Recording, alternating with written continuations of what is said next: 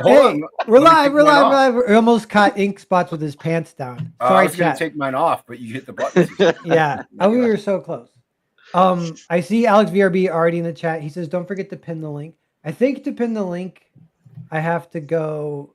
Well, first off, there's 4 links. They're all in the description. So I don't know if I want to pin any single links, but yeah, you'd have to unpin it, then repin the new one, and then it would get to in YouTube constantly. That'd be too much work. I mean, I'd be glad to take the bullet, and you can just pin ours. It's fine. You know what? Yeah, I think I don't see a problem with it. All right, battle to the death to see who gets pinned to the top. The rest of us. Wait, we're trying to pin each other? I already don't like this. It's like Roman wrestling. Yeah, Roman wrestling. You know, I wrestled in middle school, and my wrestling coach was like, "Don't sleep on your back," and because that for some reason that's what they tell you, I guess, because you can't be on your back if you're a wrestler. And so I didn't, and now I have lower back problems. I'm like, damn it! I wish I could sleep on my back. You son of a. I'm a face down or side sleeper. I don't sleep on my back. Yeah, see, that's me too. But I wish I envy back sleepers. I feel like that's like the perfect. I'm always afraid, like I'm gonna choke on my own saliva from drooling or something. So that's why I'm glad I don't. I'm a side sleeper because we have dogs, and they get between me and my wife, and they like push you to like the 1 inch of your bed, so you have to sleep on your side. Well, they take the whole middle up. Funny thing is, a cat will do the same thing, and they're like 400 times smaller, and you only get to sleep in like this little corner while they get the whole bed. Yep. Yeah. Buzz, how do you sleep? Usually on my side. I can't get comfortable on my back, so usually left. Do we got no back sleepers in the chat? Who's a back sleeper? It's not a thing. Sleep on my back, but it's like I just end up sleeping with how I end up sleeping, where it's on my back, side, upside down. Yeah, like if you guys ever filmed yourself sleeping. I remember as a kid, sometimes you wake up and you're flipped 180. You're like, how the hell did that happen? Yeah, that'd be a nightmare. That happened to me a couple of times. All night. Yeah. I'll be asleep, like my bed perfectly made. I'll wake up, the sheet is on the ground, but the covers are on top of me perfectly fine. I'm like, what sorcery is this? Like, how did I manage that? Yeah, I don't know. We got some good people in the chat. Christopher John, Geek Hazu, some person.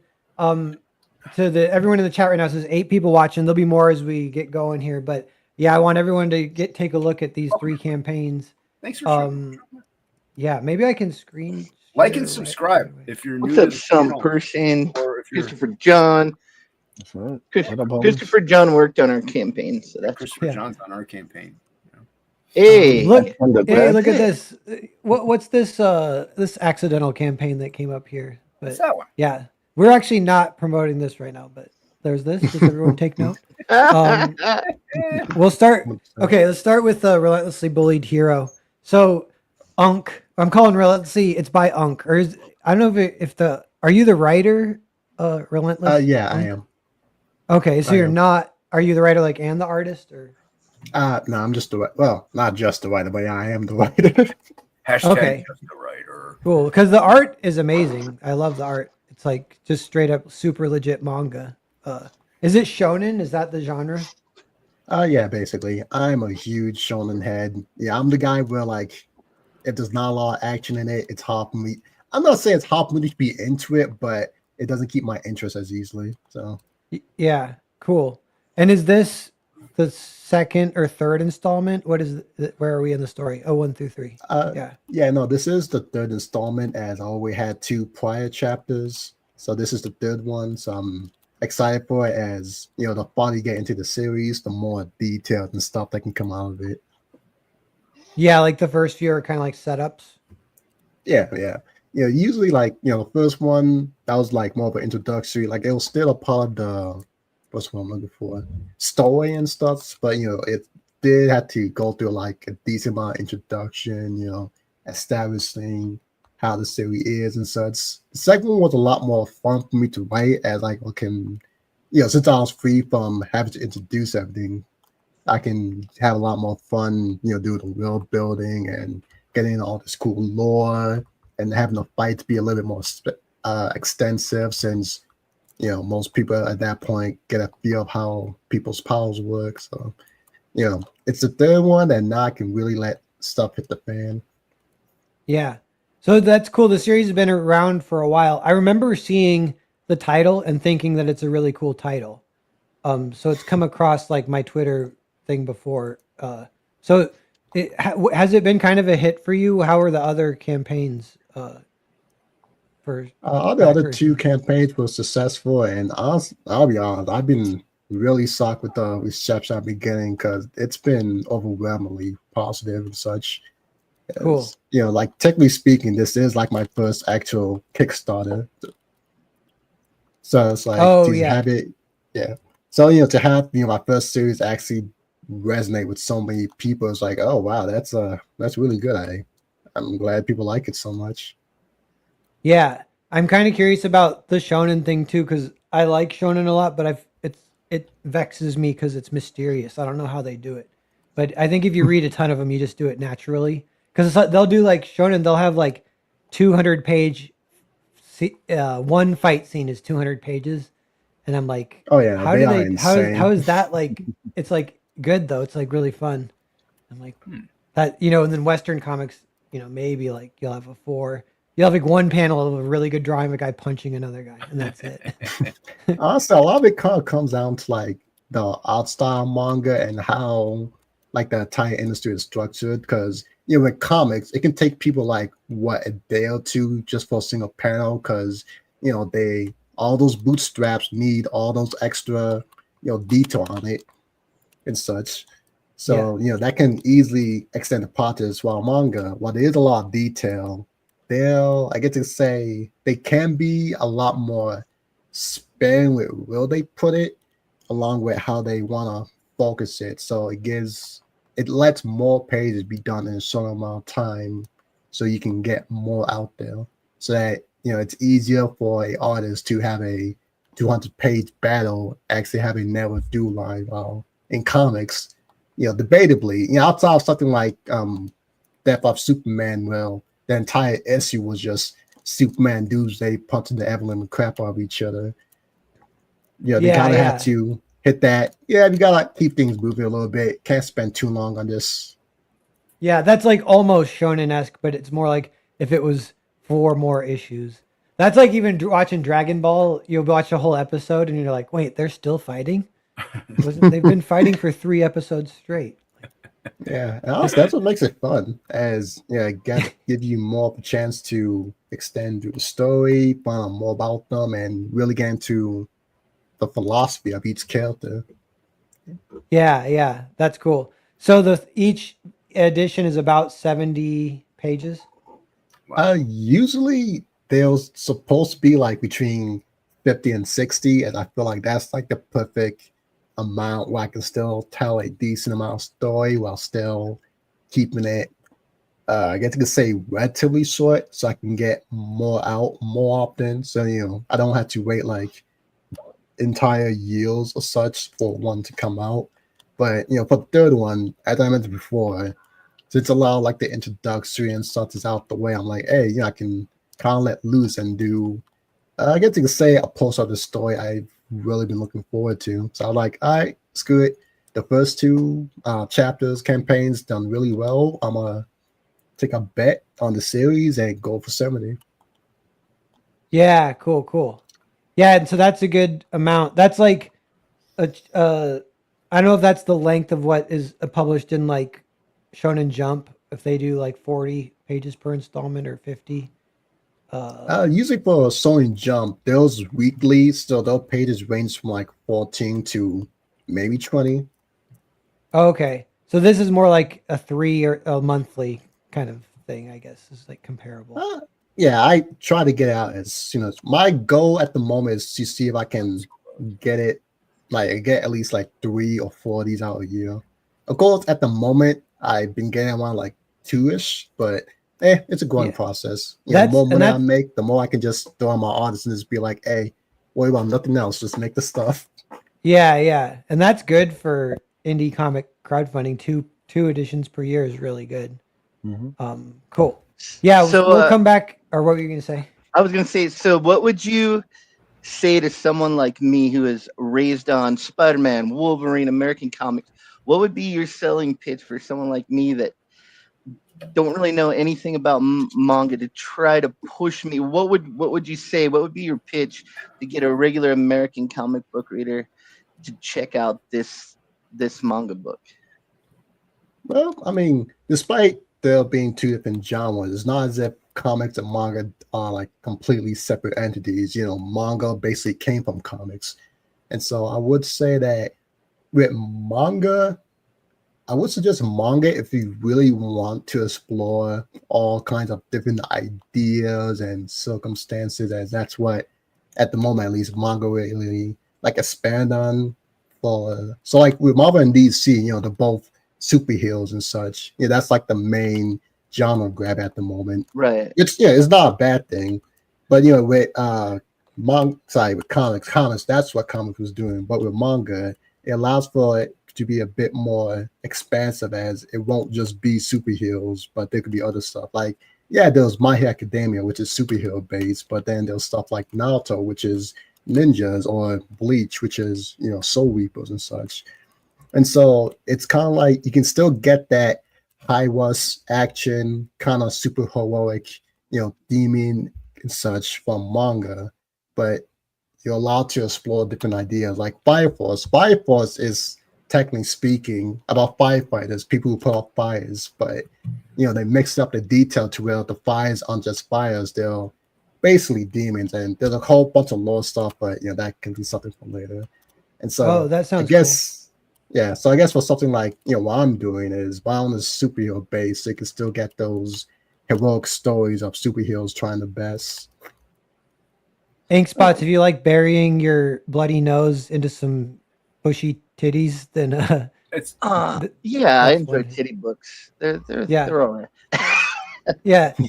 What about, relatively, before we move on, what's like the basic pitch, basic story for this? I like, you can kind of get it a little bit from the title, but why don't you tell us, like, Yeah, what's so going on? basically it featured this one relatively new hero. His name is Zio, and he's stuck in this bombing deal with a villain.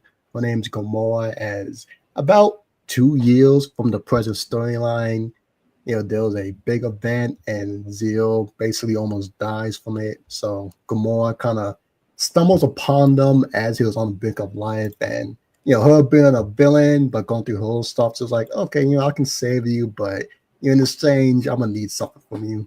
And it wasn't, you know, something like cash or something, but it was more like she's very bored her life, so she want to be entertained. So Zio, now as he lives and continue to be a hero, his heroic adventure will basically now start serving Gamora's interest of watching to see where he goes, as she finds him kind of interesting, as he's not like a lot of the other heroes around. Well, he's kind of like, yeah, he's kind of like, he has a personality where even though you can sometimes find it annoying, you're just like, I want to see where you'll go. Does that remind you guys, or does that remind you at all of, like, is it Q from Star Trek? You guys remember Q? I didn't watch Star Trek. What is it? It's like the guy, I think it's Q. He has like one letter name. Yeah, but he's an all-powerful alien, and he does. Yeah. Yeah, he just like on the Enterprise and mess with Picard. Yeah. Yeah, he just like changes reality just to screw with everybody. Mm-hmm. Yeah. It's like, it's a similar thing. It's like he's all powerful, so it's more about his entertainment than in him needing anything, and so he just f's with them, and it's kind of awesome. But yeah, I think that's you unlock like good character psychology and like even like philosophy, and manga does do that kind of more than Western comics a little bit, maybe, where like even One Punch Man is like that. It's like, it's kind of philosophical, you know, like it's about a guy being bored, or, you know. And there was another one, the one Rini really likes, Free Ren, same thing. It's about her being kind of bored because she lives forever. All her friends died, so it's about, she just goes on a little like joyride road trip or something. And that's what it's about. She told me that, and I was like, that doesn't sound good though. And then Rini got really pissed. But, I mean, it sounds. I mean, it could be very depressing living forever. You know, I guess. Yeah, they dig into that up a bit. Yeah. So I can understand the philosophical angle behind it. Yeah, but I like when then you kind of hear the pitch, and then when you start reading, you're like, oh, what they're doing with it is way different than what I would have imagined, and they're really going some fun places. And because that's okay. Oh, go ahead.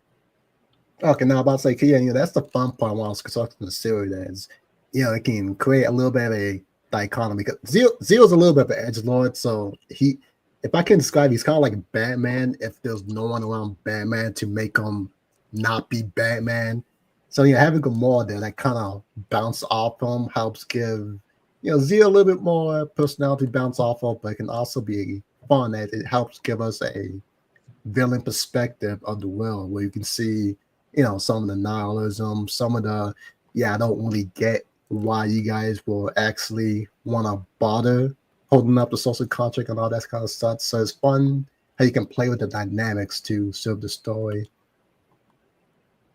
Yeah, that's cool. Is it the same artist throughout all the whole series? Yeah, same artist. Me and him been working together for at least 2 years now. Nice. And I'm so happy with his improvements over the years. Nice. Yeah, that's cool. Yeah, the art's great. Yeah, I like people. And what's his name? The artist? Jose Debu. Okay. How did you find him? I'm a little bit stubborn when I search for stuff because I gotta pay for the art and such. So when I search for artists, I really want like a specific, at least kind of style to it. And since I grew up, watching and reading a lot of manga, I really want that manga feel. So of course, I search all throughout Twitter, Reddit, Instagram, basically any site where people will have their thing until I eventually came over to him, and second I saw his style, I'm like, oh yeah, I can work with this.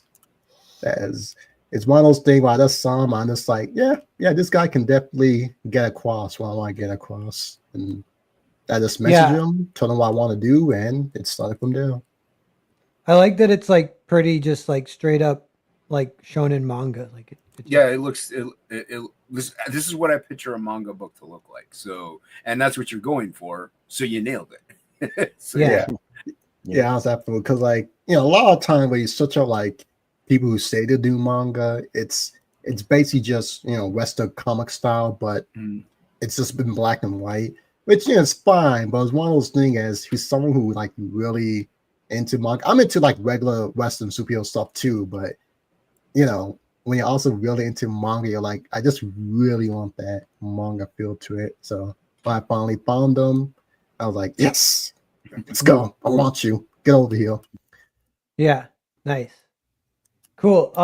There's 12 people. It just said 14. I was like, stay at 14. Don't go. It's like 12. 12 people watching. Yeah, I'm like, who's watching here? But is it like of those 12? It's us 4 make up 4 of it. No. Well, I actually have Luke Death Metal Hero. I have his channel open so he can get that view. Yeah, nice. We're getting those numbers.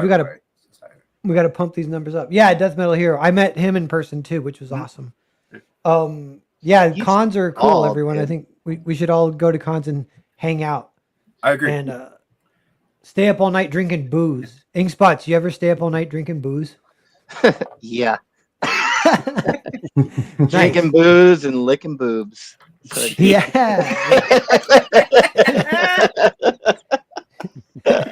Yeah, that's what we'll do. We'll lick each other's boobs. Wait, no, I don't. Now I'm out. You had I didn't say moobs. I didn't say moobs.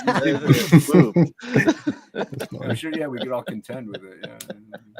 Yeah. All in contention. Yeah. But yes, so we'll come back to this. Take a look. But everyone in the chat, that's pretty good intro. Looks great. Back it if you're feeling it. It's doing good. It's got it. This definitely hits like an audience. So it's just the process of finding the audience kind of thing, making sure they even know it exists. So thanks for sharing it. And the next one here on the list is Frog G. Look at this rendered painting here. It's like this is like super. That looks amazing. Yeah, the shiny eye. I love the logo too. Yeah, we had Matt Barr. We had Matt Barr design that for us. It's a good logo. Yeah, nice. Yeah. No, it's solid. And I even used like a black and white version that we have because we have a few different ones, and I'll sometimes swap it out for promotional reasons and stuff like that. So yeah, but it works great with the book itself. So yeah, Cool. Yeah. Ink, do you want to pitch it or? And I want to say I like this. I like knowing exactly how many pages, like the very first thing. By the way, campaign completely done by Ink. Like, okay, so nice. it's messed up. If it's messed up, it's my fault. Yeah, it's his fault. It's all on me. Oh, All yeah. on him. I can't see to correct him, so yeah. Yeah, I know that's part of the crazy lore. Like you're a blind artist, which is and Ink's slowly legendary. going blind himself. So yeah, I only have one eye right now. So I'm legally visually blind. Yeah, I'm legally blind. Yeah, so. maybe that's why the eyes are so special because you guys focus on them because you know you're losing eyeballs. Yeah, we like we like eyeballs and skulls. So there's a lot of you want what you can't have. Yes. Then this should be filled with women. This is amazing. And so what tell me to the timeline, because Frog G, the original, was it like a couple years ago now? When was that one? It only took us a year to make it and fulfill. This one is going to be fulfilled by February. All the line work is done. Colors are over 50% done. And then I'm making some additional art tiers too. So, but it'll all be done. So you're like deep into production. Oh yeah. Yeah, I mean the book's actually ahead of the curve done. on this one. So yeah. Like the line work and stories done. It's just me on colors. I take a little longer on colors, so because I put a lot of patina into Look at he just blinked his eyes. Every 5 seconds. That's why the colors are off a little bit on that. The colors page, are off a little on this one. Because of the GIF. Yeah. But Ink was like, I'm gonna put a couple GIFs in there, and I'm like, no, dude, we don't need them. And I'm glad he did because that really. Yeah, that's great. That's a lot of fun. Yeah, this art is amazing. Is it slightly better than book one? It almost feels like it's better. Yeah. Cool. This is some of our best work together. So this feels like super pro. Yeah, and it feels like maybe 90s in a way, but not like 90s like superhero, obviously. What are we called? Someone told us like we are mainstream indie. Yeah. which we like. I'm happy with that. Yeah. It's like a polished indie style. Yeah. Yeah. Because we lean hard into that indie style. Yeah. Yeah. Like this definitely this feels like you could get published through Dark Horse or something. You know? Oh, wow. That's our goal when we're done. Our goal. We really, because we always when we see this, we're like, we would love to go through Dark Horse because the look of it fits like Hellboy, Sin City, or like old Predator, Alien stuff, stuff like that, and it has that grit to it, and that's what we picture Dark Horse to. That's what we love too. Yeah. So that's basically, this book is really Hellboy mixed with Spider-Man. That's what Frog G is. Yeah. Yeah. Cool. You get that background of like the spooky, you got gods and creatures, and then you have this mouthy kind of funny character that bouncing around. So yeah, a little bit of Spawn in there too, mainly because he's a dude that gets turned into a frog, but he was a black dude. We did this Spawn thing like where the character's black, but he's only like black in the first half of the book, and then the rest of the series he's like a creature. Yeah. Just like Spawn, you don't even know he's a black guy. So like, okay. But it's a fairy fantasy tale, and it's a lot of fun. It's not all ages, but it's all ages, if you know what I mean. It's like just force kids to read it because it's good for them. That's what I do. I force it on them at conventions. I'm like, it might make them cry, but it just builds character. So toughen up, son. Come on, get with it. Then we have Chubbs from Mary Boys. He did a variant cover. Yeah, he did that variant for us. Yeah. Yeah, that's so good. We're big Mary Boys fans. Like we love his comics. So he's great. Yeah. So that's really good. I feel like a cover by him feels like kind of special. It is. Yeah, because he wasn't even doing any commission work. So we were like, he's like, I'll do one. I'm like, oh, cool. We pay him, of course. But yeah. We also have Christopher John, who's in the chat. If you scroll down, there's his card right. Yeah, he did the foil card for us. Yeah, right there. Yeah, that's the foil card. Yeah. Oh, Christopher John did this? Yeah, he drew it. Yeah, Ink Spots colored it up. Cool. Yeah. Oh, wait, and you colored it, Ink Spots? Yeah, I colored it. And then, this is really good coloring too. I've seen some of Christopher John's work, and I always really love the coloring. And he has worked with multiple colors. They're all really good too. But yeah, he's a talent. Yeah. Yeah. I know. I want him to do like a book or something. But, He should. Yeah, we've been telling him that. Yeah. I mean, this is a fun book because we threw like a lot of this is traditional media, and so we have digital, of course, and then we have, of course, ink, watercolor, acrylic, colored pencils, oil, and charcoal. There's all the different mediums we've used in this book. So, yeah, that adds to that feel for sure of like that ink polished indie. Yeah, it's the traditional inks from Bascom are awesome. Thanks, man. And I try to do pen and ink, mainly the bigger stuff, actually, just because it adds more of that vibrancy, that energy, that impact. I'll use microns, for quite a lot because of the speed factor. But I like using dip pen and ink when it comes to like the bigger things because it just gives it that, I don't know, that extra texture to it, and it makes it grittier, which I like. Yeah, that's cool. Yeah. So and then we had that's hockey. So we have the 8 bonus pages. So we have Adam Hawk from Australia, hockey, and we hired him to do an 8-page story on our voodoo priestess character. So this is how she becomes one of the bad guys. So cool. Yeah, it's a real fun. And it's story. Included in the book. So you don't we put our supplemental in the book. So you get extra pages. Extra, so yeah. Yeah. So is this the 2 covers for part 2 right here? Yeah. Okay. They look great. Yeah, and each other. I kind of want to take a look at part 1 too. These are the inks. They look so cool. They're Jason's like his expressions and just action in the pages. I was a fan of his work before I ever worked with him. So like they look kind of. They look like kind of 3D. Jason, you got to finish the series before you go fully blind. Yeah, well, if I do, I'll just become a wood engraver and just like feel the wood graving. Yeah, that's awesome. Yeah, it's a race against time. Yeah, it is. Yeah, this is all super cool. Thanks, man. So is there a tier for like 1 and 2? There must be, I bet. Yeah. We have a catch-up tier, so you can get the catch-up tier. Irene has a cover there, and so does Boob Dan Art. So if you back that tier, you get the variant, but it is a first printing. And then the one down from it is a little more expensive because the regular cover is like the most that we sold. So we don't have very many of them left. So yeah, they kind of match, which is nice. Well, it would be fun to see like too. you saw me at Heroes. Like I sell more of my own cover at cons because people want you to sign your cover. So it's the way it works. So I tend to be selling those. I mean, I still sell Irene's and Plague's too, but it's just not as often. So yeah. Oh yeah. If they reach for Irene or Plague, you go, you don't want that one. You don't want that one. And then we have these hand painted 2-page spreads that are done in acrylic. So they're huge. Just 22 by 17. Yeah, they're pretty cool. Yeah. So how did you like ink it and mail it to Ink Spots or? So he printed it out, and so he drew it, and I downloaded it and printed it out because when I paint over it, it would destroy the inks. So what's cool about this is when you get this, you actually get 2 double-page spreads. So you get Jason's original inks, and then you have the one that I printed out, and then I did a full painting over the top. So you actually get 2 double-page spreads when you back that tier. So it's pretty cool. Yeah.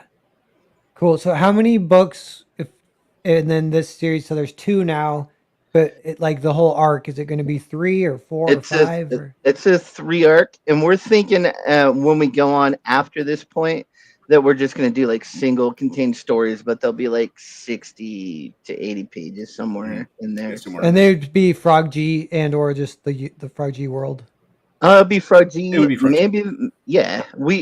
We both are. So once a year, we're going to start putting out a Unhinged Inks Presents that'll have like different kinds of stories by both of us in it, and then we both have our independent other characters other than Frog G that we'll be doing too. So we're just going to be putting out a ton of content. So yeah, I mean that's cool. Yeah, and it is fun seeing kind of the level up from Frog G 1 to 2. That's a lot of fun. And that Yeah. doesn't like, I still love, like, I love in books when it improves as it goes. I still love the early art, you know.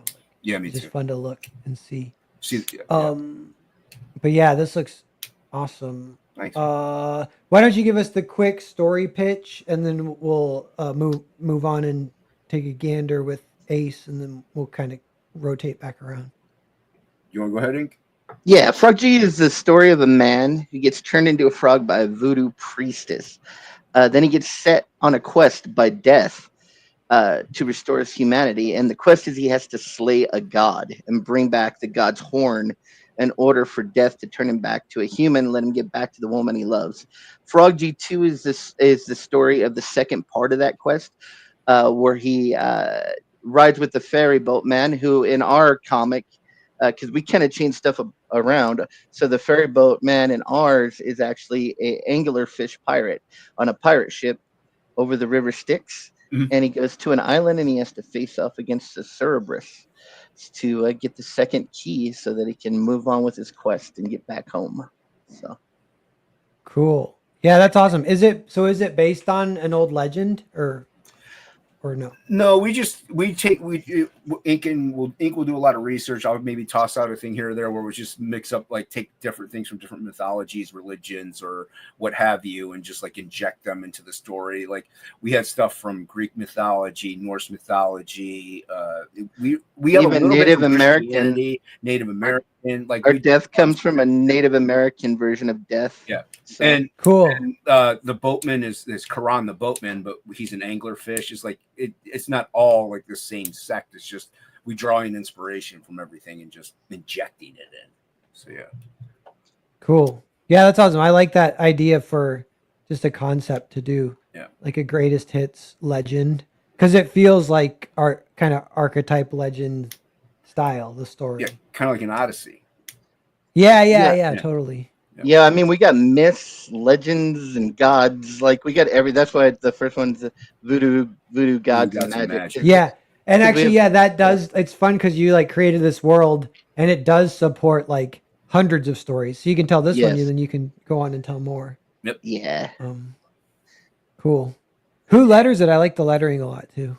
I did the lettering. Ink does way more on the book than people think. He just colors it. It's like, no, he does a lot of the story he does. We do the writing together, but there's a lot of the story. He letters it, he colors it, he does it. Like, he does a lot more than what people think. People think he's just the colorist. It's like, no, he's way more than that. So, you're just the colorist. Yeah, you guys, I remember from the first interview, your guys' the way you collaborate is a lot more like 50-50. Yeah. Because your ink lines, they will sometimes get like covered up with the colors. It's fine. I don't care. Whatever works best for the book is what I want, and it's what he wants. So yeah, I think it's a really good combination of both what you both bring to the table. Nice. And it's fun that's been like because it's a little outside the box, and that's part of the fun, I think. Yeah, and it's cool to see something kind of new that feels really like we were saying, like professional or whatever. I always think like the mark of it is kind of like your style. Like, if you look at a pair piece, you know that you drew it, and that's what we kind of want too. If you look at something we did, we want to be instantly recognizable and be different than everybody else. Yeah. And that's when a style is like iconic like this. Sometimes you can like think of other things like like roach balls. Like, you guys would be great on a roach balls. Roach balls actually did a card for us. He did a trading card for us. Yeah, did a trading card for us. Yeah, there's a little overlap of like it's like that cool. And we had Oliver. It was like 90s liquid television. Like some of it, there's a little bit of like the Ren and Stimpy gross. That's all. Yeah. Thoughts, yeah. And I'm like a huge Sam Keith guy, so it all leads into it. So yeah, that's cool. Sweet. So chat, 15 people watching. If you see this, definitely look at the blinking frog. Come on. Look at the there's a catch-up tier. There's tiers to get the variant covers. Tons of original art. And you should get it. It's gonna be a limited time thing. It is a limited time thing. You're not wrong. Yeah. It's 60 days. Then we start Frog G3. Yeah, really. Probably before. Yeah, nice. Yeah, and yeah, it's at 34 now. Yeah, it'd be great to see this get what did the Prodigy 1 end up doing for A backers? lot more. Backers, it was around 300. Over. Yeah, it was over. It was definitely over 200. It was over Yeah. 250 for sure. It was around. It was By a the different end- era. A different era, though. You know, this. Well, is a different see, I'm time, curious about that too. Yeah, because by the end, I bet you guys will get close to that, or you know, but we'll see. I always get nervous. Like Hotel Story's been a little bit like that too. So we're at 91. The first one was at 300, a little over 300, and I'm like, man, are we gonna hit 300? That would be sweet if we did now. Dude, everyone loves that story. Like that's one of a lot of people say it's one of the best stories you've done. So yeah, I hope. Yeah, I'm hoping like to get the repeat backers because you do wonder. You're like, where did they go? Where Part did they go? 2's ready. Don't they want to finish the story? Like the mailing list and everything, you kind of have most of them say. And we gotta realize that it definitely money is tight nowadays, and so that's why we kind of like all of our tiers are like reduced too. We reduced the shipping, reduced the price on the regular book to $18 and the shipping to $8. So we trying to, and then if you back any art tier that's higher, you always get the book with any art tier. So we try to throw. So like if you spend your money, hopefully you're getting a lot of bang for your buck. Even our retail tier, I think, is $72 for 5 books, which brings it down to $14 a book. So you can kind of get a bulk deal on it. So yeah, we try to make everything like a price point that maybe anyone could be able to get. You know, so cool. Good. Yeah, I like the sketch cards. I'm just noticing that the original art I do like, and there's some deals here. This is good, good rates for OG art. So thanks. Yeah, look at this one. Yeah, cool. Pretty cool stuff. Yeah, we sold 2 of the 2-page spread paintings already, so only one of those left. Of there is like this a little element of like the economy's not the greatest right now, and just so everything's down a little bit. Yeah. And I remember I don't know. When was the last time the economy was freaking booming? And I don't know if it was like 20. It was like right before COVID. Everybody got their COVID check. Yeah.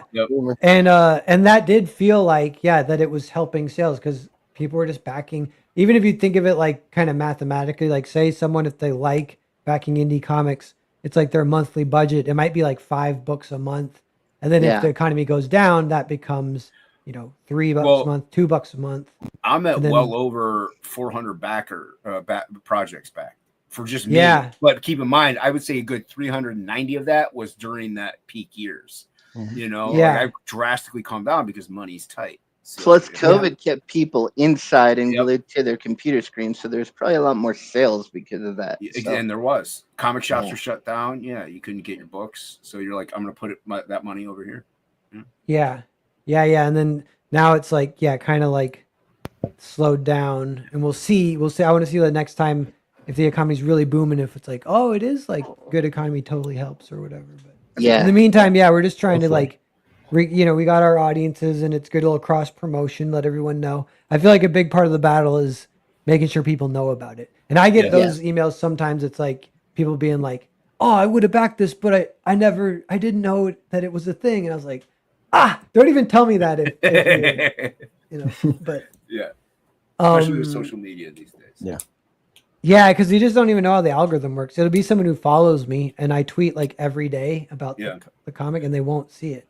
So like, I don't know what happens with that. But this looks great. Thanks for sharing it. We'll circle back. But it looks sweet.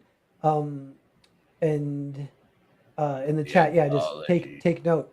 Everyone, 18 people watching. This is a great book. And subscribe. Just let you know that it exists. Thank you. Hit the like button. And now we can check out Ace's Anthology. Now, what is this? So Edwin? Is this the 3rd book in this world, or is like it the 2nd? Or no, this is something. This is an anthology series that's featuring all the characters from the books I've done. So it does have an Ace story in there. A blood story. It's got a Raid of the White Leopard story, and it's got 2 new characters and series that I'm going to be introducing in this kind of one-shot anthology. One's Blue Blaze, the other one is Savior. It's a 32-page anthology with 6 short stories. One we don't talk about, so don't worry about it. That one? No, don't Tell worry me about about it. that one. Yeah. Forget I said anything. I know this art style. This is Phil works with them, right? Yeah, Ellen Alonso, How Comics. Yeah. Did the Nice. cover. Yeah, super talented artist. He's been around a long time. Yeah, Really He's done good. a lot of work. He's doing some stuff for me for Ace. He colors the last 2 Ace books. He's done some of the backup epilogues on the Ace volumes. So yeah, just hit him up to do this cover, and he knocked it out the park, man. Just kind of captured. You see Ace in the middle, the new character Xavier on the left with the cape.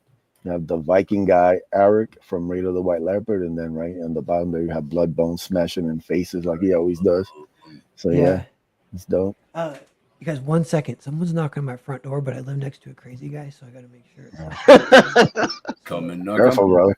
come and knock on Pierce's door. Yeah, it's like He's been waiting for you. Go ahead, tell us more about it. I got no sugar for you, weirdo.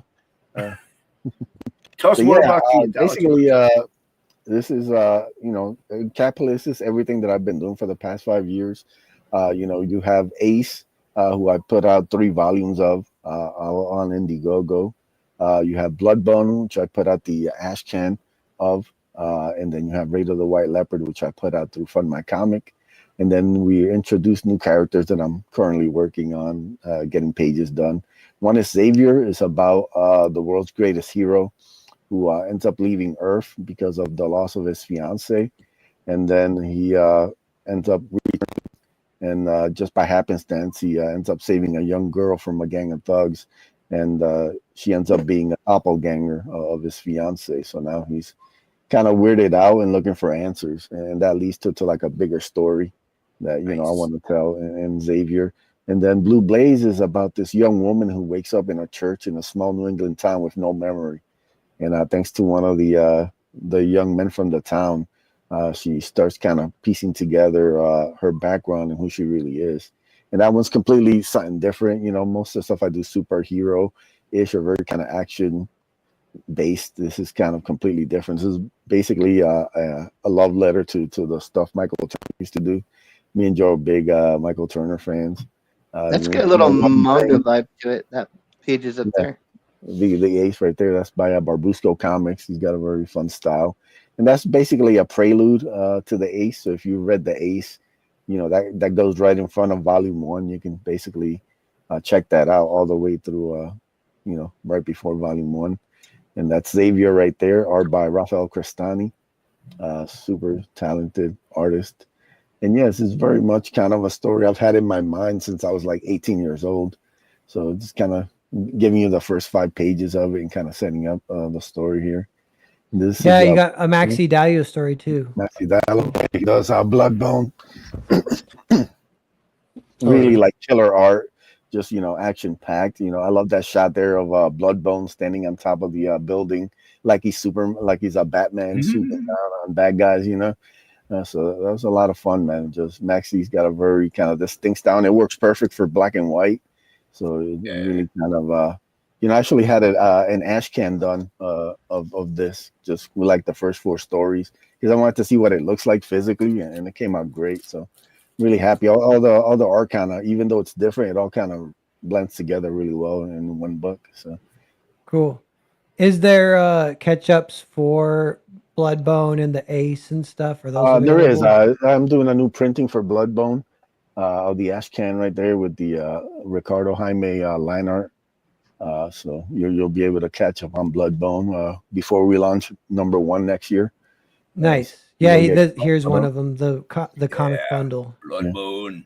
And you have cool. That's affordable. How many pages? Sorry, is this this one's 32 pages. Okay, cool. Yeah. So there's like double issue and a half kind of thick issues. And Bloodbone is Bloodbone 20 or 30? Bloodbone Ashcan's 12. Oh yeah, okay. Ashcan 12. Yeah. What's this other book? The third. That's it's just like a line art version. Okay. I'm offering it in color and line art. The first time I'm doing that on any campaign. And also both of these are going to be virgin covers, so they won't have any trade dress or anything. So it'll be something different. Like I said, it's not the usual thing that I offer for like campaigns, but just want to switch it up a bit for Kickstarter. And that one, Blue Blaze, right there, by Joe Ball. Just Cool.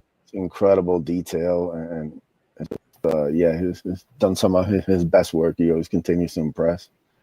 Yeah, that's awesome. Yeah, it's a really fun lineup of artists that you put together. Yeah. Who drew this one? The cover right there is by Ricardo Jaime. Donald DeLay drew the actual, Bloodbone story for the Ashcan. Cool. Yeah. Yeah. The Donald DeLay art is awesome too. People have been talking about this. People love it. So I have it. Yeah, it's definitely like perfect casting of artist and character kind of thing. Yeah, like I would say, this is Donald's. So like anytime you let him just kind of play with these kind of super exaggerated 90s kind of style heroes and villains, he shines. So yeah, he did a great job with these pages. Really. Did he do the gray tones too? Yeah, these are all this. Yeah, because the black and white, it reads perfectly. It works really good in black and white. Yeah, the shading, everything about it's just really top notch, man. I'm super happy how that came out. Yeah, and then cool. We are offering original art. So we have the 4 Blue Blaze pages by Joe. So that's one of them right there. Oh yeah, cool. Offering it looks great. thing. Yeah, here's that $200 for the art. Yeah, sweet. Yeah, you can choose whatever page you like, and then we decided to extend this. This is you did. It's Boob Dan. Little Boob Dan. Yeah. Speaking of recognizable styles. Yeah. So everybody who backs will be getting this Dan Plagal print with colors by Marcos Martins. Alga, she's one of the Vikings from Raid of the White Leopard.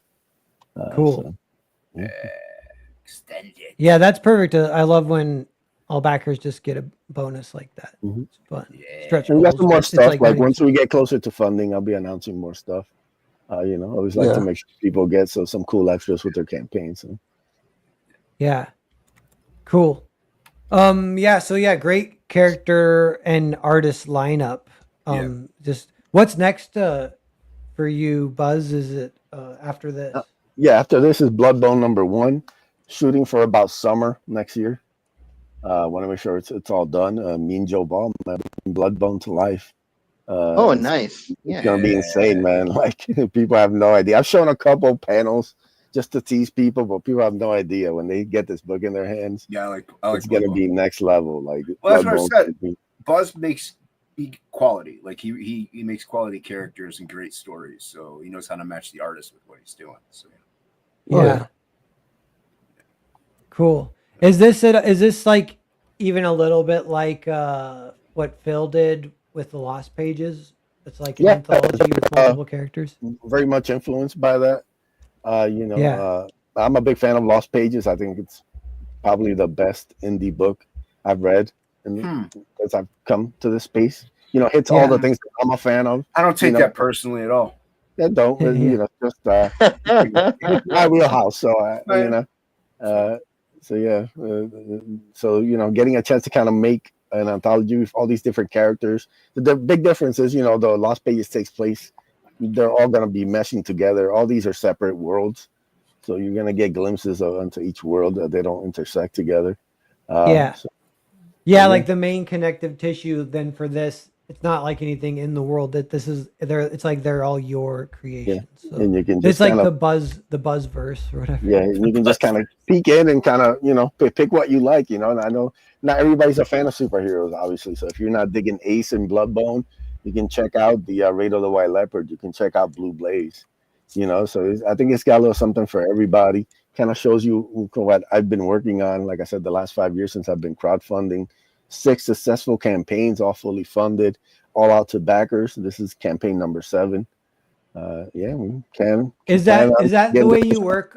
Do you work a little bit like if you've been doing superhero, then you want to do, you get an idea that's different and you really want to do that? Is that kind of where you gotta working on Ace? Like I said, I get to mess with aliens, sci-fi, spaceships, and then I boil it all the way back down to street level of Bloodbone.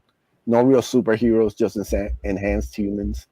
And you just completely street level, strips everything down, and then you go to Raid of the White Leopard. It's kind of like this kind of, kind of its own mythical kind of story about these Vikings who wash up on a mysterious island and have to deal with the island's protector. Again, something completely that's nothing like, and all of these are all different. Like they're there's no real, you won't get the same kind of, oh, this is similar to this. No, Blue Blaze, again, completely different about this beautiful New England town and this strange girl that shows up there. And, kind of discovers who she is and what her backstory is. Xavier, dealing with I compare a lot to something like Watchmen, something that's like, it takes place in a world where, heroes aren't exactly heroic. And the world's kind of gone to shit. So all of these are different, and like I said, it was cool putting all of this together. Then we have the Secret Six story, which Jason will never hear about until he gets the book. No, it's fine. You can talk about it. That's okay. No, you're good. I'm deaf. Remember, I can't hear. Yeah. I'll type it in like the Goon when they had Satan's sodomy baby, and they had to black up the cover and everything. You can't know about the story. No, you can't. So what would you say would be like the biggest inspiration for this anthologies? It's just I grew up on a lot of this stuff. I always liked something like Marvel Comics Presents. I love little things that had multiple stories featuring multiple characters. So that stuff is always really interesting to me. It's like you just didn't get one story; you always got multiple. So it's kind of putting my own twist on it. And hopefully. What about this? What about writing a short story? I feel like that's harder in some ways than writing a longer story because sometimes it's harder to think of because you're like, how do I tell it in just 3, 4, 5, 6 pages? It is. It definitely forces you to get sharper. I think it's helped my longer stories. I think it's helped me write Ace. It's helped me, the stuff I'm currently working on, like the Bloodbone. That's cool. So I can tackle these 5, 6, 7 pages, and it forces you to really strip it down into you can't waste a page. You can't really waste a panel sometimes. Yeah. Everything has to hit for these 5, 6 pages. Speaking of that, I was rereading The Dark Knight Returns, and I actually didn't finish it. I just skimmed for an hour, and I was because I have it memorized all or whatever. So, but I like that book, but that I could kind of forgotten. That book is packed with these little 1-page short stories, and a lot of times it's about just a random character getting radicalized in Gotham City, getting down on his luck or whatever, blah blah blah. Then he turns to crime or something, joins a gang or kills himself or blah blah blah. Right. And Frank Miller peppers the entire book with these short stories, 1-page short stories. I'm like, man, that's a flex, and I feel like someone should do that in a feature. Yeah, that'd be dope. Yeah, it's and it's challenging. It is how, good luck trying to do it. There's another one. It came up on my Twitter, and so I just know it exists. I haven't read it, but people were talking about that when Mark Miller used to write for Superman Adventures in the late '90s. So even I think this is before his big break or whatever. He was just writing superhero adventure Superman, but he did one issue. And it's a 22-page issue that is 22 short stories. Jeez. So it's 22 1-page short stories. Oh, wow. That's cool. That's insane. And and I saw the article showed 4 of them. And I was like, man, these are all really cool. They also are intimidating to imagine trying to think of 22. It'd be really. Yeah, that's crazy. Yeah, that's ridiculous. Yeah. I was only a super young, dumb and full of cum genius guy. Yeah. You have to be pretty ambitious. Yeah. Do stuff like that. Yeah. But that's sweet. Yeah. So that's cool. And I love short stories. The art here is sticking with me too. I definitely want to see more of this story of the pages. Oh yeah. Raid of the White Leopard, man. Yeah. Avery is just a monster, just completely just so talented. And he really gives this book its own special tone and feel. And every time he'd send me a new page, I would just be like, how's this getting better? So I definitely want to do a second chance for this. I think it went under the radar for a lot of people. So hopefully we'll be putting out a second chance with some new bonus pages and get kind of people caught up with it, man. Because I'm super proud of it. It's the thing that's gotten the best reviews. I've shown this to people who don't even read comics, and they dig it, they're like, "Oh, this is dope. This should be like a Netflix show or something." And I'm Cool. like, so yeah, hopefully, people enjoy it. Yeah, that's badass. Yeah, it looks great. Yeah. Cool. Popping in real quick, just hotel story. Just let people know it exists. I didn't know this was good advice, but Tyler Draw and Talk, I did an interview with him, and he told me, he's like, because I had called it Hotel Story Part 2 because that's what we're selling, and he's like, you should change it to Hotel Story Part 1 and 2 series finale because it's wrapping up the story, and you want to let people, like anyone perusing, you want to let them know they can get book 1 also, and that the story's done, and all these things will make them more probability to that's click. really good advice because I sold Absolute 1 and 2 a lot more. Whenever I'm like, you can get both of them, one contains story. People are like, yeah, I want that. They're like, I can get the whole thing. With Frog, they were like, there's more to it. I'm gonna wait. So, yeah. So even with Frog G, it's like definitely on the third one. Definitely say like 1, 2, 3, and finale. Yeah, finale. Yeah, go back to the Hotel Story. Yeah. Yeah. So what? Just this one. Yeah, part 2. This completes the story. It's me and Jared. It's been many years in the making. And yeah, this wraps everything up. It's going to complete this story, but it's complete this hotel story. But yeah, it's Salome mass sacrifice. She's gonna sacrifice the entire hotel, and a few people kind of escaped and are trying to survive, and that's all it is. Like it's a very simple story, but we packed that. It's all. This could almost fit in that kind of like shonen thing. Hero Dark we're talking about is like this. I'm like it almost is just one big action scene, but then there's a lot of stuff kind of happening as it's going. But like the story is. Witch trying to perform mass sacrifice, and this one angel infiltrates and is trying to stop her, and a few survivors are stuck in the middle, and that's it. 240 pages of that. Yeah, wow. And Earthbound, like I'm like I think I like stories like this. Like Earthbound was a little bit like that. Earthbound is like you can kind of say the setup pretty quick, and then it's just like, all right, what happens if you do that? One of my favorite movies that's like that. I mean, there's random movies you could name that would be like that, but Dawn of the Dead is like, it's kind of like the story is just what they do to survive. So like I don't know, you're like, well, what's the story about? You're like zombie apocalypse and they're just trying to survive. Like I don't know. It's like their strategy. They have various strategies to try and they're like, What's the story? Don't die. Yeah. So then you're like, but that's a 2.5 hour long movie. So like a lot of shit happens, right? You're like, yeah, I guess. Yeah. But they just don't want to die. So that's all it is. Yeah.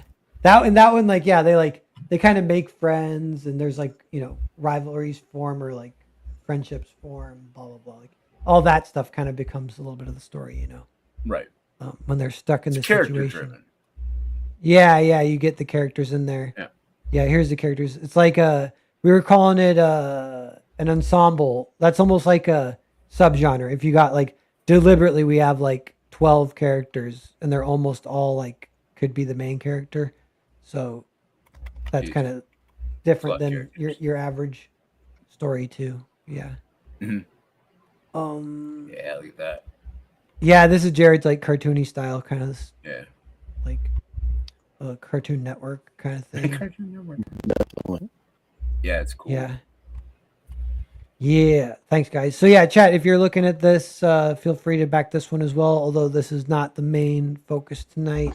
It's always the main focus. Come on. What we want, we just want everyone to know about everyone else's books. Yeah, and I've seen this in the social media spheres as well. So it's not like this is an unheard of book. Yeah. Tell me what you guys think about this, because I kind of think indie comics and like crowdfunded comics. I've also heard it called direct to customer, is like you just kind of call it. Yeah, that's what Liefeld's calling it. Yeah. And so, but it's been getting better. This is like my theory is like go back, I don't know, 2019 or something. And yeah, you're actually buying more books, but I feel like a lot of the books, they're not the greatest. It's like a crapshoot if you get a really good book that you really enjoy, but you're kind of just supporting and it's fun and it's kind of a social aspect. But everyone's been doing it now for like, 10 years or whatever. Yeah. 8 years. We're old pros now. Yeah. I mean, everyone's literally like getting pretty darn good. And I kind of think one thing, I think it's actually like legitimately kind of competing. Like, I don't know, it's a little apples to oranges. but I think it's legitimately competing with the mainstream in a way where, like, yeah, you could just buy a crowdfunded book and read it, and you'll really enjoy yourself. Trust me, you know, every once in a while I'll go hit up, you know, like a local comic shop that's not really local, so you know, it takes me a while to get there, but I'll hit it up and I'll just go through what's out, and I'm thinking like I see indie stuff that blows this away. Yeah, like I just thumb through it and I go, nah. You're getting the creator's direct vision right on the page. There's no middleman to say no. It's like, no, this is what I want to. This is my intention is right there. That's what I wanted, and it's there. Nobody filtered it. No one edited out what I wanted to happen. And so I think it's cooler to be able to see like the creator's entire vision. That's all them, and nobody's gotten in the way of that. So. Yeah, I've heard it's it always fun to see how stories can unfold. As you know, if you let people mind run, you can get all kind of crazy ideas.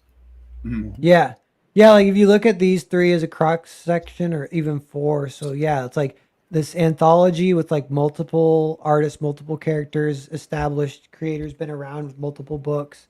Then Frog G, the sequel, this like awesome collaboration between artists, like creating kind of a special sauce.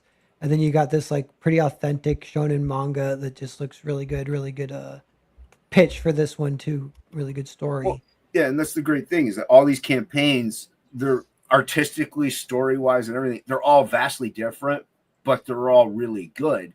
But that also is because all of us love to do it. Like the people who kind of, like you said, maybe 2018, 2019, a lot of people coming out, even 2020, they were like, oh, people are doing this, let's do it. And then a lot of them fell off the wayside because to them, it really wasn't anything they loved. They were like, oh, there's no money. I'm out. I don't really love this. Exactly. We all love doing this. And it shows through in this end product that you have with all these quality campaigns that you see here. Like no matter which one, if somebody in the chat right now is like, I can only back one, it doesn't matter which one almost because it's going to be good. Like you're going to get a good quality product. So quality's definitely upped from when we first started. Without a doubt. Yeah. Oh, I guess that's some really bad books from back then. I get some really bad books from back then. I have books that sometimes have fallen apart when I got them. Yeah, like just fall apart. Like what the heck? Sometimes they can kind of be like so bad they're good, and I kind of like that too. Yeah, I know. There's one specifically that just kind of like, man, I don't know. Like I was just in a giving mood to back this. I was like, I must have just been feeling like the best. It's like this is not anything I would ever buy normally, but hey, you know, you go support, it's all good. Right. But I think that's something like as the future kind of progresses, whether or not what happens with the economy, but it does help overall, kind of like the raising waters raises all ships kind of thing. But just when that overall quality's a little higher, that helps. And people, I think backers will even notice that.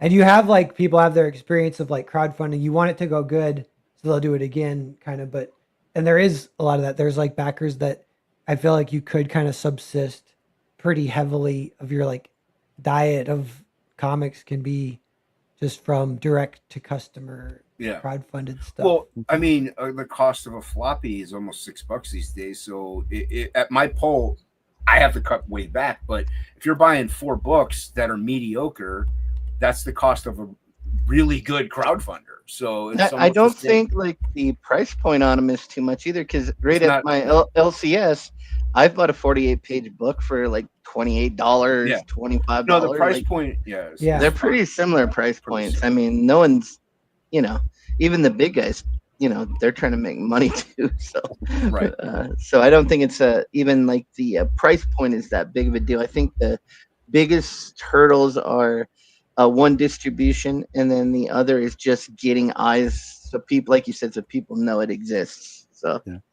Yeah,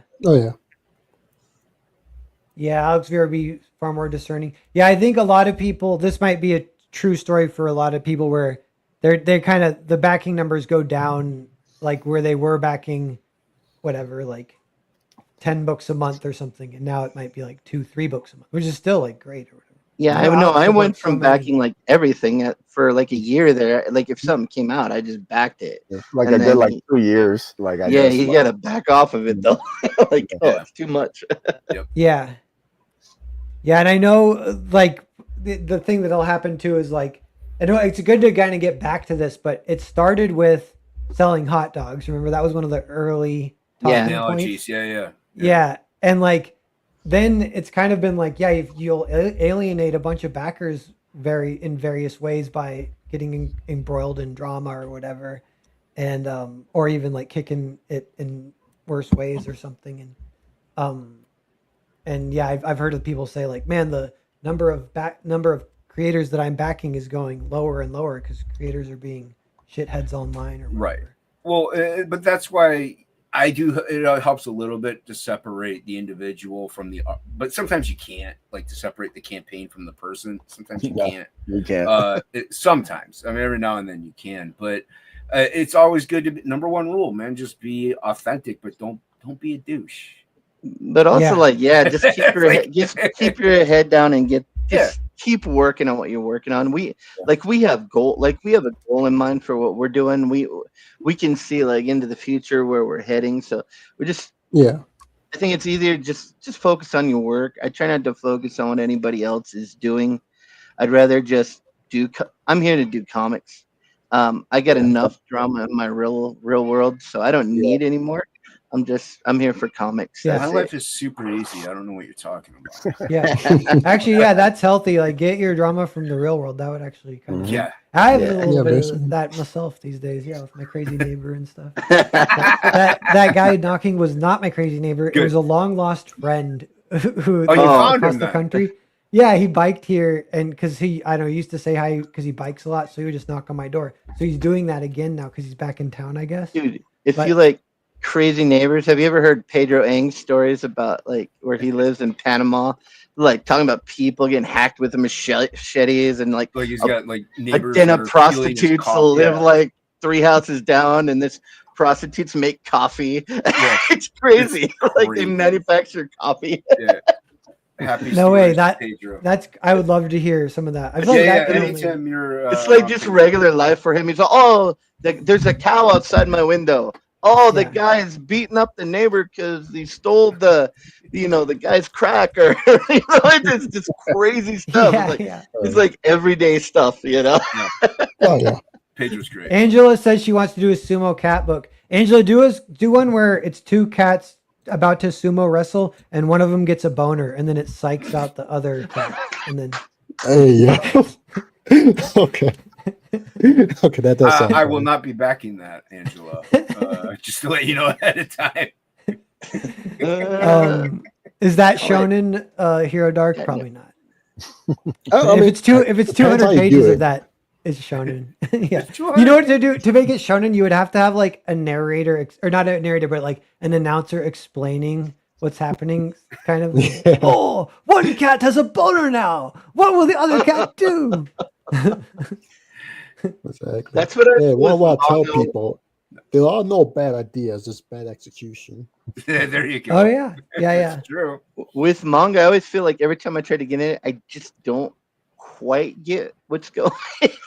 There's always like you can't read backwards, but so this is not backwards though. Is it Hero? Oh no, it's Red American style. Okay. Yeah. So there you go, Ink Spots. There you go. Get this one. No. Okay, I'll read it backwards. No, you're not supposed to. You can't be wild. No one's stopping you. But... It's true. You do whatever you want with it. No, I just started reading some manga. So I read Akira, and I love Akira. I mean, holy crap, that's a great book. So I am dipping my toes. He's trying to broaden. Next thing you know, you're going to be watching cartoons, man. Yeah.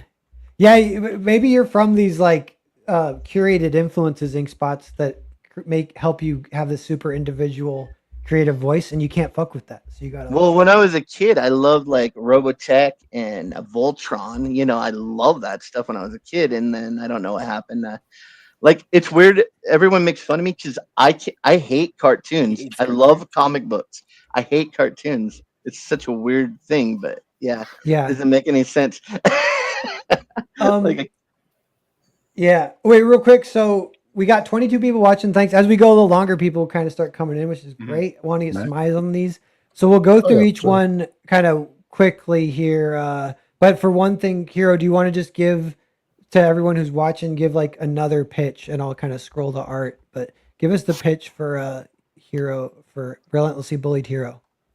Yeah. So as I mentioned before, it's a story about a young hero who's trapped in this bonding deal with a villain. Her name's Gamora, and in exchange for her keeping him alive, his life basically becomes her entertainment.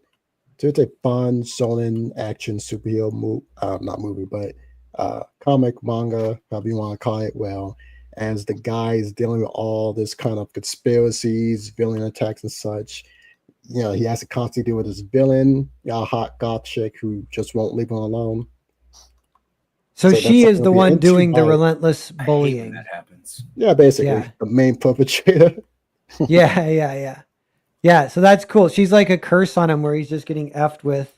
Is there like a little burgeoning romance between them, or some sexual tension, or are you playing with that? Or Yeah, you could say that there basically is like a bit of a budding relationship between them two. Like it, I will say that it is joked about, before that, okay, are they dating? What kind of relationship they have? And it's like she's a dick to him, but she does show that okay, she can be nice. So it's like fun thing to just watch them go at it.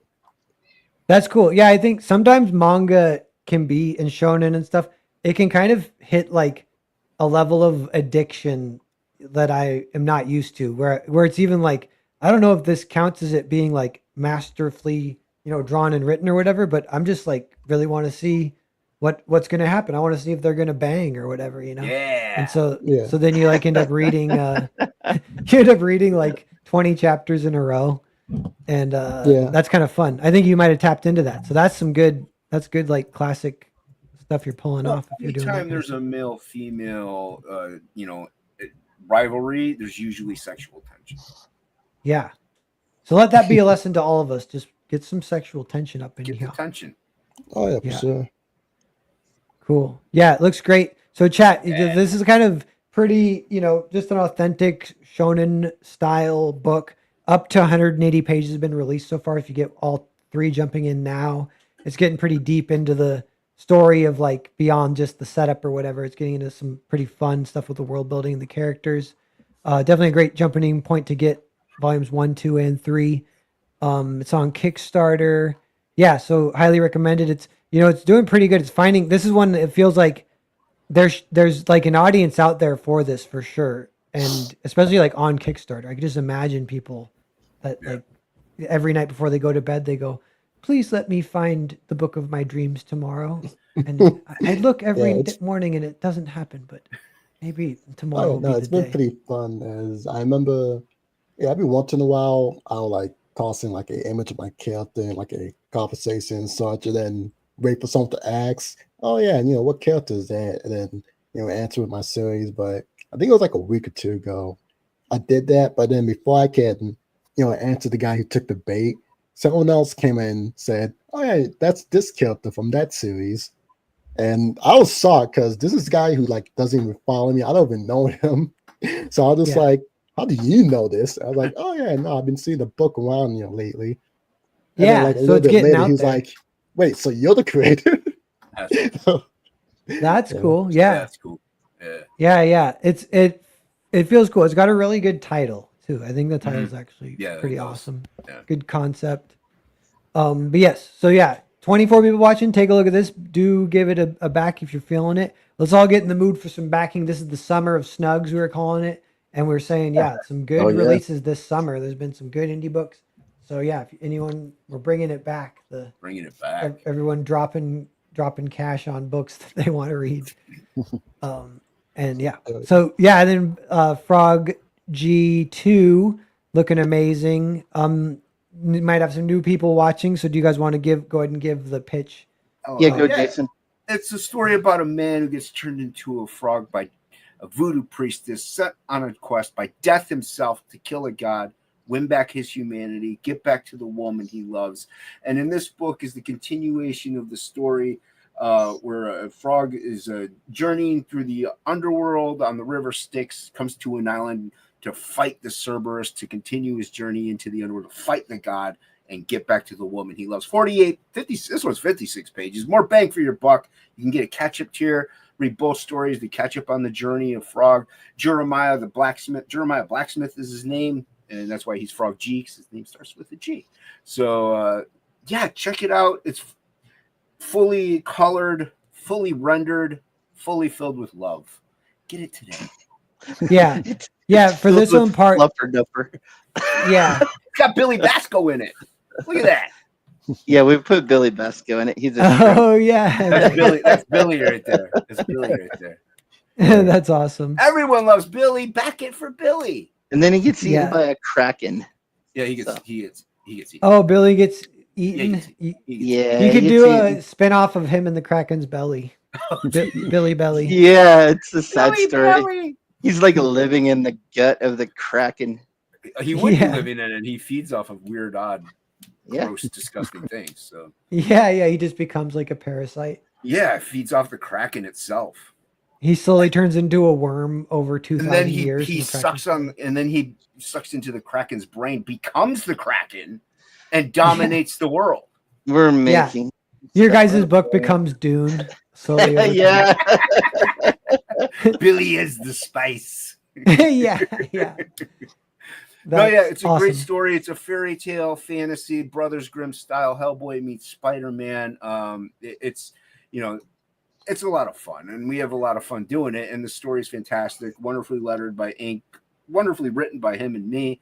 A lot of fun, a lot of whimsy. There's some, heartfelt moments, and it's a great book. Both of them are. So get them both. Even if you already have book one, get another one. Why not? Yeah. Awesome one says, where's Frog G 1.5 and Frog G 1/2? Frog G 1/2 is available as an add-on. That's called Frog G. That's the Fall of Cernunnos.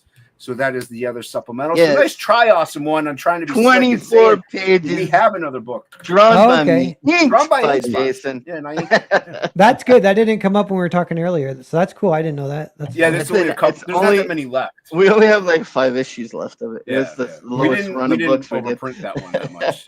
Awesome one was trying to be sly and like, oh, where's 1.5? We got one. Yeah. Got one. He fell for the bait. He did. Right. We Yeah. got And him. the Mary Boys guy, his cover is for sale. Also. Yeah, for yeah. 400. That is, I can imagine that selling. That's amazing. That's speaking of the economy. Like if I had 1,000, 100,000, I would just buy all this stuff. I'd start a collection. If I had 1,000, it just goes away immediately. I buy like two really nice. I had Okay. 1,000. I'd buy a sandwich and 2 bags of chips. And then you spend the rest of it on online poker, is what you would do. Yeah. Yeah. Hey, it's worth it if it's entertaining while you're playing, as long as I it's not guess too so. long. And then whenever I hear him go, oh, how do you have 2 7-off shoot? Call in and get Yeah. in the river. I've heard many a life destroyed by online Yeah. poker and online gambling. But this has nothing to do with online poker, everybody. There is a river in it. You can gamble on it if you want, but Frog might be Lots gambling of his life on it. fun, original art, hand painted in acrylic, all kinds of mediums, watercolor. We threw everything at this book. It's our love of indie comics on the printed page. So Yeah, it really. Yeah, look at this. It's really looking pretty sweet. So that one sold like right off. That was so right away. oh, nice. Funded in Yeah. under an hour. That's Yeah. beautiful. That's how you- Yeah, that's the other least part of the pitch is cracking. just your guys' collaboration and the traditional art, the mixture of the styles. Definitely is. A huge Yeah, I part mean, of the fun. I saw his work and I was like, oh, I want him to color my stuff. And he's like, oh, Jason's not, he's okay, I guess. And so we work well together. So yeah. Ink Spots, did you color this one too? I did color, but I kept it pretty minimal because he does all this stuff in grayscale. So I did render out the Kraken because he left that plain, but like on Frog and stuff, I tried to just do like the bare minimum so I could leave his shading that he did with his Cool. ink wash and stuff. Yeah. Well, that's kind of fun because you're a pretty versatile colorist because that's actually really hard to do, to take different styles Well, and make them both look good. But Well, before I did this, because I did work on like books like Charlie's London, Cash Grab, the art of John Malin. Like I worked on a lot of different styles as a colorist. You have to be able to Be versatile. kind of switch between all the different styles. So Well, Yeah. and the other thing is, it saves us money. Like he's versatile and good, and not only that, he's a fan of Chubbs. He's going to want to color it. You know, we tend to get covers or other things by artists we like, and we already have a cover for Frog G3. Oh, yeah. It is gorgeous. You guys are gonna love it. It's gonna be an oil painting. Yeah, fantastic. We got plans. Yeah, nice. But this one's available now, and you can pick it up today. And then if you signed up for the mailing list, you guys still want to go ahead and do anything you buy on the campaign, you get that foil trading card right there by Christopher John, who is just a beast. He draws like beautiful kind of graphic images. So yeah. And this is, you colored this, and this is also perfectly colored to complement the art. So yeah, that's sweet. Cool, looks great. So everyone in the chat, say that again. Have anyone here ever played Sly Cooper? Oh yeah, is this giving you Sly Cooper vibes? Yeah, no, I keep on remember that frog villain. I'm just like, that reminds you of him. Yeah, nice. You know what? It was just speaking of frogs. I was thinking of Chrono Trigger, but I forget that guy's name. Is it just Frog? I don't know. I don't you guys know what I'm talking about? I don't know what you're talking about. This is based off of this is based off of the mod in the chats. Frog G himself. So this is where the character came about. So yeah, that's cool. That's a fun part of the origin story too. But is he part of your team or not really? He's just kind of. He actually. If you go down. Oh yeah, go down. Yeah. Go down. He has a piece on this campain. He's part of something. We have like the Big Daddy tier, which is like you get everything tier, and he did these cool. Keep going. Keep going down. Oh, there. Up, back up. Missed it. It's just above the card, yeah. Right there. There it is. He makes these night lights with the cover, like 3D printed, and then you plug them in and they light up and they glow in the dark. Yeah. So because Frog G is a drop light, so that plays into the character. So we made him part owner of this character since he came up with the original, which was a trading card, and so we give him a cut of every campaign. Yeah. So cool. Yeah, that's he's actually making stuff in this one, so that's cool too. So yeah, that's awesome. Cool. Yeah, looks great. Everyone in the chat, obviously, if you're feeling this, back it. This is the summer. If you're feeling froggy, back it. Yeah. One of the things too, I feel like doing these shows and so we got like 20 people watching. It's like these aren't insane numbers, but it does help just kind of percolate out there. Like I heard it with the marketing thing. It's like sometimes people, they kind of have to almost subconsciously kind of see it, 3, 4, 5 times. And it might be inevitable that they were going to back it, but they don't back it right away. Or maybe they got paid the week before. Yeah, they got to wait for the next payday. Yeah. Or like I may not have people on my channel that watch me that watch you, and so there's a whole. I do like, because you'd be surprised how much the overlap is not quite what you would think. Like there are these pockets that have blind. Like I've never seen Alex VRB before. Yeah. Yeah, another good thing, like you see the bonus story art that was drawn by Adam Hawk from Australia Hockey. Anyone that backs that one, he does get a percentage of every page of the original art that he drew for the book. So we paid him for the pages, but also if we sell the original art, we give him a cut of that. So he gets 1%. Cool. Yes, no. It goes a long way where he's at. So it does he? Yeah, I like this behind the scenes stuff too. This is amazing. Ink was smart in taking those photos. Cool. Yeah, I got like every bit of it. Like I like that the story. Yeah, that's awesome. Wait, do you guys live in the same town? Or no, 2,000 miles away from me. I live in Ohio. He lives in Arizona. Yeah. Funny thing is about this book is if you go back and watch every live stream I've done in the past year, you just read the whole book. Yeah, I pretty much drew the whole thing live. And I colored a lot and painted a lot on. Like, there's a lot of live of this book just being made, which is really cool too. I like that aspect. So, yeah. So. Yeah, Alex is like, I hardly watch streams anymore. He's a very reliable mod. and poster of He's links. great. And we Yeah. appreciate you, Alex. And you can see how economical I am. Look how small my pencil is right there. He's Like frugal. I will use it all the way to the like nub. Yeah, that's cool. That's a good sign. My pencil in Vatican City got really small, and I was gonna brag about it. I was like, "Look how small my pencil is. Anyone got a smaller pencil than this? got And the let them small show themselves." But you beat me. I think your Make pencil it is into smaller. a medallion to hang around your neck, like because you conquered indie comics, and now you have this keepsake, this tiny pencil. Yeah, Yeah. you still have your tiny pencil? Yeah, this is the pencil I drew Vatican City with, right? Yeah, I just that'd be showed awesome. everyone. for Yeah, credit. Yeah. it's my Nice. medallion. Nice. Yeah.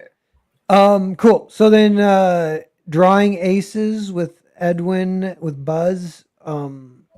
What's up, man? And how's it going? And yeah, we got new people here watching potentially. So go ahead and give us another pitch for this one. Yeah, so the Drawn Aces Comics Group Anthology is a showcase of 6 short stories featuring the characters from the imprints line of books. So you have the Ace, you have Bloodbone, you have Raid of the White Leopard, and then we introduce some new characters that are going to be having some new series in the coming year. Xavier and Blue Blaze, bringing together 5 different artists with their own unique styles, telling these cool short stories here. And see that awesome cover right there by the great Hal Comics, Alan Alonso. We're offering that in the colors and line art version. Both covers are virgin covers, so you get to enjoy the full art of these. And we have a lot of talented guys. Barbusco Comics does the Ace short story. You have Avery Butterworth doing the Raid of the White Leopard. You have Maxi Dallo doing Bloodbone. You have Joe Ball doing Blue Blaze, and you have Rafael Crestani doing Xavier. So each guy brings their own unique style. You know, like I said, each story is different. There's nothing that's the same. So it's a mixture of everything I've been working on the past 5 years. So, you know, you can go check it out. I think somebody will find something they'll enjoy in all of these stories. And then we do have the Secret 6 story, which Jason keeps bugging me about. You told us about it earlier. Can you repeat what it was? Is that one by Canales draw that one? Yeah, Does he draw anything in this? Look, you'll know. I was gonna say I love the artist lineup is great, and that's the only person who's missing is Canales is like a cool iconic. Yeah, so that's the 6th. That's the secret one, right? That's the Canales will have a piece in this, but he's not doing the Secret 6 story. No. Sure. Yeah. I want to do a book with Canales because I feel like everyone should do a book with Canales in their career. The best person to work with. Super easy, super fun, super creative. Another unique style. Fantastic. Yeah. Sweet. Yeah, and just the lineup of artists, the cool short stories of the kind of the Buzz universe. Yeah, and introducing Xavier and Blue Blaze. Like I said, it's the first time we're introducing these characters before I do their own kind of spin-offs. And then we have the second chance for the Bloodbone Ashcan there. Yeah, I recommend you get this with the Bloodbone Ashcan. So it'd be 2 books you get. Because it is still pretty affordable. I missed the tier. It's like $30 or something. It's like 30 something bucks. Yes, right at the last tier there. Yeah. These are US only. It's $13 for 32 pages. Shipping's only $5. So we're getting it under 20 for this one, which I think is pretty affordable. Here we go. This is it. Yeah. But there's a nice little catch up tier. You can get both versions of the Anthology and the Bloodbone Ashcan, and get you all caught up for everything I'm putting out next year, which is going to be Bloodbone #1. Me and Joe Ball bringing it to you guys. So get ready. Nice. Yeah, that's awesome. Yeah, get it today. You and Joe Ball, you guys are drawing an X-Men comic too, right? We're working on tons of projects. Yeah, we do have like an X-Men Elseworlds project we're kind of doing. There's a lot of stuff in the works and has been in the works slowly over the last. We're just kind of rolling it out one by one because Joe is still working on Death. That's his main priority. So we kind of wanted to take a time before we put out Bloodbone #1, but by summer next year we should be all ready to go. And then you can also get some awesome Joe Ball original art. We have the first 4 pages of Blue Blaze available, 11 by 17, thick Bristol. Anybody who's seen Joe Ball's actual line art and stuff knows that he puts tons of details, and each page is more than worth the price that we're asking for. So it's going to be really beautiful. Like I said, Michael Turner inspired a love letter to a lot of his work. Me and him, Joe Ball, are big Michael Turner fans. So this is going to be a cool project. Bone is like your superstar character. He's really cool looking. So yeah, I've gotten more fan art of Bloodbone than like anything else I've ever done. And speaking of fan art, I'm actually doing a fan art contest. So shout out to all you artists out there. I'm basically offering the back cover of the anthology to the winner of the art contest. All you have to do is use the hashtag Drawing Aces Art Contest, post it on Twitter, and we'll put any pieces we get, we'll put it up to a fan vote to keep it fair. But yeah, you have until September 22nd. And your artists out there, you will get the back cover, you will get comps of the book, and you also get $125. So it's a cool opportunity for any artists out there. Hopefully, we'll get some cool submissions. You got a little over a month, so you got time to come up with something cool. Cool. Yeah, it sounds great. And yeah, everyone consider doing that. Grab this book. Grab all 3 if you can. That'd be sweet. All 4. Yeah, all 4. We call it the Narwhal NOODGE if you get any backers during the stream. And the Kickstarters update automatically, but I'm scared to even look. And if they don't update, then an angel dies. So, jeez. Oh no. So that's why I don't even look though, because I get too scared for the angels and puppies. What would you do if you found a dead angel? I mean, do they decompose? What do you do with them? You just cry. I think they become a statue. Yeah, they're supposed to be terrifying, though. Yeah, I saw a funny cartoon. It was a little imp demon on a treadmill, and it shows his thought bubble, and it's him looking like a super badass devil demon. And it was making me laugh. That was Beetle Moses. He does funny cartoons on Twitter. Nice. Sweet. Yeah, so guys, hang out for just a second behind the scenes. We'll kind of say hi, but I'm gonna end the stream. Chat, Alex VRB, awesome one. Angela, thank you guys for hanging out, participating. Hiromi, chat, just let's go chat. Yeah, really fun chilling with everyone. And keep your eye on these campaigns. If you don't back them tonight, just kind of keep them in the back of your head that maybe back before they close. We got a good scene going on this summer. There's a lot of good books, so it's fun to connect with other creators. Crazy amount of good books. Yeah. Cool. So all right, I'm gonna click the button. So if everyone wants to wave, we'll do real fast. Let's do just a really quick, you can find me here kind of thing. Yeah. So Hero Dark, you want to go first? Yeah, sure. So thankfully, Hero Dark is my universal name. So you can find my X, YouTube, Instagram, whoever you like. I'm probably there.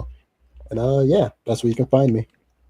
Cool. What about you, Buzz? I'm going up. So you can find me on Twitter at BuzzAcevedo. If you want to get all caught up with any of my projects, any news, anything, that's the first place I post it. So give me a follow. I'll follow you back and support indie comics. Yeah. And Jason? You can find me at Unhinged Ent. I don't follow back ever. No, Back Frog G. Do it. Yeah. I love you. And forever. you guys have some good schemes going on in the background too. Some other projects. Oh, we have a lot of scams going. I mean plans. We have an anthology we're working on, and then we have Samurai Priest, Metal Mayhem, Rock Boy, lots of side characters. We got absolute. Yeah, we have lots of stuff. So. Yeah. What if this is funny, the pair pump and dump. What if I invited just 10 artists to promote their comic and then just talked about Hotel Story the entire time? That would be fun. Guys, we'll get to all your projects, but first let's they'd be confused about Hotel Story. We ran out of time, so can I bump you guys to next week? Sorry. Look, my neighbor's knocking at my door again. I'm gonna have to cut. And then you bump everybody before you go backstage, so you don't have to talk to them.